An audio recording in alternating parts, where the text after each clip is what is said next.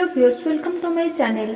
आज हम श्रीमद् भगवत गीता का तीसरा अध्याय पढ़ेंगे और तीसरा अध्याय का महात्म्य जानेंगे। तो चलिए आगे बढ़ते हैं।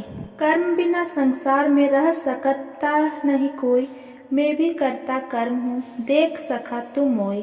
शुरू सृष्टि में यज्ञ की आज्ञा दी करतार, यज्ञ कर्म का रूप है, नहीं इस बिन निस्तार। यज्ञ रूप है ब्रह्मा का, यह जानत धीमान, जो नर त्यागे कर्म को, सो मूर्ख नादान।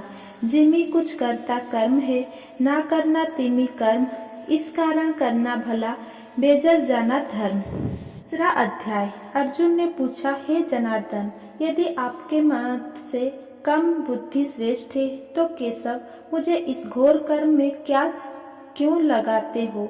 मिले हुए वचनों से अब मेरी बुद्धि को भ्रम में डाल रहे हो। निश्चय करके मुझे बताइए जिससे मैं कल्याण को प्राप्त हो। श्री कृष्ण जी बोले, हे निष्पाप अर्जुन, मैं पहले समझा चुका हूँ कि इस लोक में दो प्रकार की निष्ठा कही है।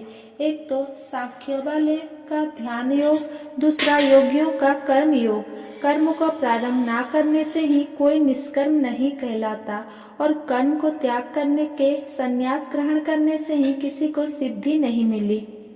मनुष्य क्षण भर में ही कर्म किए बिना नहीं रह सकता। प्रकृति के गुणों की ही सब मनुष्य को कुछ न कुछ कर्म करने में लगाते हैं। जो अज्ञानी कर्मेंद्रियों को रोककर आत्मचिंतन करने के बहाने विषयों की चिंता करता है, वो पाखंडी मिथ्याचारी कहलाता है।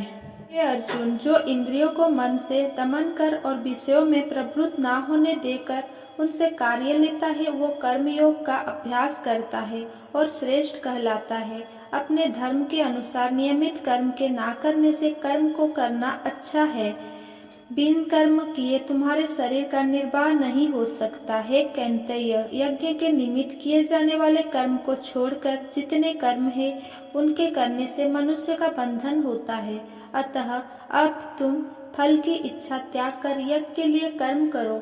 सृष्टि के आरंभ काल में ब्रह्मा जी ने यज्ञ सहित प्रजा को उत्पन्न कर प्रजा से कहा था, तुम यज्ञादि कर्म करके बुद्धि को प्राप्त होगे, यही कर्म तुम्हारे निमित्त कामधेनु होवेंगे। इस यज्ञ से तुम देवताओं को संतुष्ट करते रहो और देवता भी तुमको संतुष्ट करेंगे। इस प्रकार परस्पर बर्ताव करते हुए तुम और देवता कल्याण को प्राप्त होंगे। यज्ञ आदि कर्मों से प्रसन्न होकर देवता तुमको इच्छित सुख की सामग्रियां देंगे, परंतु उनके लिए हुए दान को जो बिना उनका भोग लगाए ग्रहण करता है वो चोर है। पंच महायज्ञ करके जो शेष बचा हुआ भोग ग्रहण करते हैं वे पापों से मुक्त हो जाते हैं, और जो अपने निमित्त ही अन्न पकाते हैं वे पापी पुरुष पाप को ही भक्षण करते हैं। अन्न से ही प्राणियों की उत्पत्ति होती है, अन्न मेघ से उत्पन्न होता है, मेघ यज्ञ द्वारा बरसता है और यज्ञ की उत्पत्ति कर्म से ही होती है। कर्म की उत्पत्ति ब्रह्मा से हुई है और ब्रह्मा अक्षर परमात्मा से। इस कारण सदा पदार्थों में रहने वाला जो ब्रह्मा है वो सब यज्ञ में प्रस्तुत है। हे पार्थ, इस प्रकार चलाए हुए कर्म चक्र के अनुसार जो नहीं चलता है वो पापमय है और उनका जीवन व्यर्थ है। जो पुरुष आत्मा में ही रहता है और आत्मानंद अनुभव से तृप्त रहता है, आत्मा में ही संतुष्ट है, उससे कुछ भी कार्य शेष नहीं। वो कर्म करे या ना करे उसको कोई प्रयोजन अथवा लाभ नहीं है और किसी प्राणी में अपना लाभ करा लेने की भी उसे कोई आवश्यकता नहीं है। इसीलिए तुम भी फल प्राप्ति की इच्छा त्याग कर्तव्य का पालन करो, क्योंकि फल की इच्छा त्याग कर कर्म करने वाला पुरुष मोक्ष को प्राप्त होता है। हे पार्थ, मुझको तीनों लोकों में भी कर्म शेष नहीं रहा और ना कोई अप्राप्य वस्तु प्राप्त करनी है, फिर भी मैं कर्म करता हूँ। यदि हम ही आलस्य में आकर कर्म को नहीं करेंगे तो अन्य मनुष्य भी हमारे ही पथ का अनुकरण करेंगे। इससे मैं कर्म ना करूँ तो सब लोग भी ना करने में से नष्ट हो जाएंगे। इससे मैं वर्ण संकर के उत्पन्न करने का हेतु बनकर प्रजा को नष्ट करने वाला समझा जाऊंगा। जिस प्रकार अज्ञानी फल की इच्छा करके कर्म करता है, वैसे ही धन की इच्छा ना करते हुए ज्ञानी को लोक शिक्षा की इच्छा करते हुए कर्म करना उचित है। कर्म में आसक्त अज्ञानियों की बुद्धि में ज्ञान भाव उत्पन्न ना करे, परंतु आप स्वयं करता हुआ उसमें भी प्रसन्नता पूर्वक कर्म कराएं। हे अर्जुन, सब कर्म प्रकृति के गुणों करके ही उत्पन्न होते हैं, परंतु जिनकी बुद्धि अहंकार से भ्रष्ट है, ऐसे मूर्ख लोग समझते हैं कि हम करता है, परंतु जो गुण और कर्म के विभाग का सच्चा तत्व जानता है, वो ज्ञानी पुरुष ये समझकर इसमें आसक्त नहीं होता कि गुणों का यह खेल आपस में हो रहा है। प्रकृति के गुणों करके भूले हुए मनुष्य गुण और कर्मों में आसक्त होते हैं। उन अल्पज्ञ मदों के ज्ञानी पुरुष कर्म मार्ग से चलायमान ना करे। हे अर्जुन, अध्यात्म बुद्धि से तुम सब कर्म को मुझ में अर्पण करके कर्म फलों की आशा ममता को छोड़कर संग्राम करो। जो पुरुष श्रद्धा पूर्वक मेरे वचनों पर दोष दृष्टि ना करके मेरे इस मत के अनुसार आचरण करते हैं, वे लोग कर्म बंधन से निश्चय मुक्त हो जाते हैं।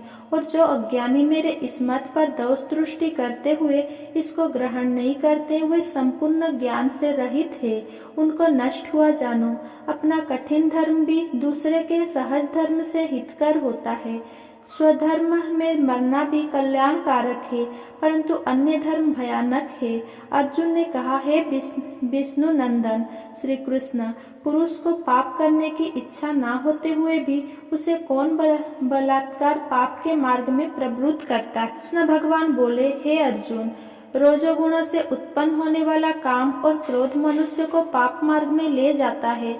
इसे करके उत्पन्न इच्छा कभी तृप्त नहीं होती है। ये महापापी और शत्रु है। जैसे धूल से दर्पण और झिल्ली से गर्भ का बालक ढका हुआ है, उसी प्रकार विषय की इच्छा से आत्मज्ञान ढका हुआ है। हे कुंती पुत्र, इस शत्रु काम करके ज्ञानियों का ज्ञान आच्छादित हुआ है और सदा अग्नि की तरह तृप्त नहीं होता। इंद्रिया, मन और बुद्धि इस काम के आश्रय स्थान है। इसके सहारे विषय अच्छा ज्ञान को आच्छादित करके जीव को मोहित कर लेती है।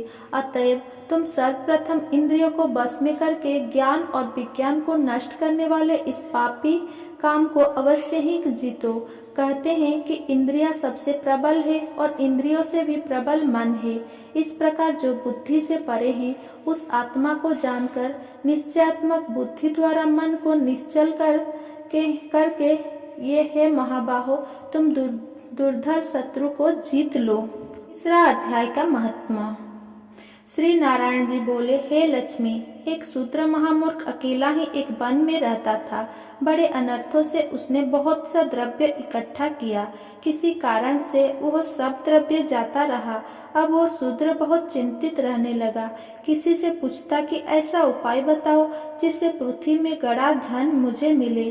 किसी से पूछता कोई अंजन बताए जिसे लगाने से पृथ्वी में गड़ा द्रव्य दिखने लगे। तब किसी ने कहा मांस मदिरा खाया पिया करो। तब वो खोटा कर्म करने लगा, चोरी करने लगा। एक दिन धन की लालसा कर चोरी करने गया। मार्ग में चोरों ने मार दिया। तदनंतर उसने प्रेत की योनि पाई। उस प्रेत योनि में उसे बड़ा दुख हुआ। एक बट वृक्ष पर रात दिन चिल्लाया करता कि कोई ऐसा भी है जो मुझे इस अधम देह से छुड़ावे। कुछ समय बाद शूद्र की स्त्री से पुत्र जन्मा। जब उसका पुत्र बड़ा हुआ, एक दिन अपनी माता से उसने पूछा, मेरा पिता क्या व्यापार करता था और देहांत किस प्रकार हुआ। तब उसकी माता ने कहा कि हे बेटा, तेरे पिता के पास बहुत द्रव्य था, वो सब यूं ही जाता रहा। वो धन के चले जाने से बहुत चिंतित रहने लगे। एक दिन धन की लालसा से चोरी करने गया, परंतु मार्ग में चोरों ने उसे मार डाला। तब बेटे ने कहा, हे माता, उसकी गति कराई थी। माता ने कहा, नहीं कराई। बेटे ने पूछा, हे माता, उसकी गति करानी चाहिए। माँ ने कहा, अच्छी बात है। तब वह पंडितों से पूछने गया और जाकर प्रार्थना की हे स्वामी, मेरा पिता एक दिशा में जाकर मृत्यु को प्राप्त हुआ, अतः उसका उद्धार किस तरह होवे। पंडितों ने कहा, तू गया जी जाकर उसकी गति कर, तब पितरों का उद्धार होगा। ये सुन उसने माता की आज्ञा लेकर गया जी को गमन किया। प्रयागराज का दर्शन स्नान करके आगे को चला। रास्ते में एक वृक्ष के नीचे बैठ गया। वहाँ उसको बड़ा भय हुआ। यह वही वृक्ष था जहाँ उसका पिता प्रेत योनि का प्राप्त हुआ था। उसी जगह चोरों ने उसको मारा था। तब उस बालक ने अपना गुरु मंत्र पढ़ा।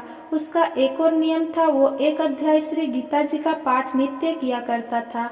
उस दिन उसके पिता ने प्रेत की योनि में सुना तो सुनते ही उसकी प्रेत योनि छूट गई और देवदेही पाई। स्वर्ग से विमान आए और वो विमान पर चढ़कर पुत्र के सामने आया और आशीर्वाद देकर कहा, हे पुत्र, मैं तेरा पिता हूँ जो मरकर प्रेत हुआ था।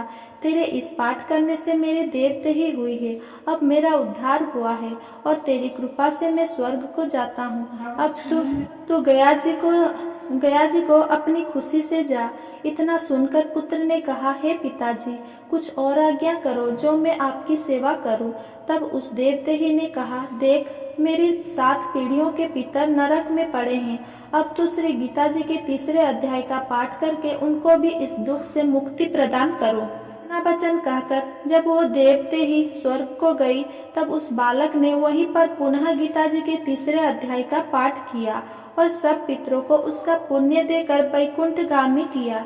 जो प्राणी श्री गीता जी का पाठ करे या श्रवण करे, उसका फल कहाँ तक कहने में नहीं आ सकता। तब श्री भगवान जी बोले, हे लक्ष्मी, ये 3रे अध्याय का जो फल मैंने तुमसे कहा वो तुमने सुना है। 3रा अध्याय संपूर्ण हुआ। अगर मेरा ये वीडियो आपको पसंद आया हो तो मेरा वीडियो को लाइक, कमेंट, शेयर करें एंड मेरे चैनल को सब्सक्राइब करें। धन्यवाद।